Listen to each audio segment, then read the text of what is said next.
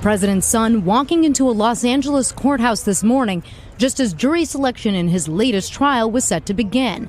His lawyer soon informing the judge that plans had changed, and Hunter would admit his guilt to all 9 counts, including tax evasion, filing a false return, and failing to pay his taxes on time.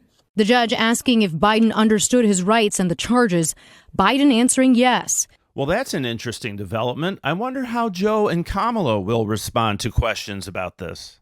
Mr. President, will you commute your son's sentence? Are you glad your son has pled in his case?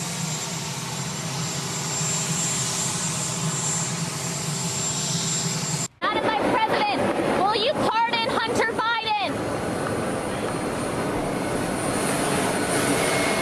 And then there's this whole cover-up.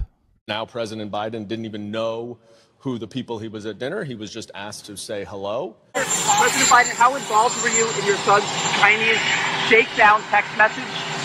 Were you sitting there? Were you involved? No, I wasn't. I don't. Were you? No. No. None of those conversations ever had to do with any business dealings or transactions. They were purely what he called casual conversations. Oh, okay. Incredible. Incredible. Cool. And we are expected to believe in his telling of events that the president of the United States is so naive that he doesn't know what's going on in these conversations. They asked over and over and over. He described what the weather was, how what's going on your end. What are you doing? What are you doing? Nothing. Me? Just hanging around. And they expect the American people to be so naive to buy this version of events. And they also expect us to completely, erase our memories of Biden saying that none of this ever happened. Crystal, he said he never spoke to him once on the phone.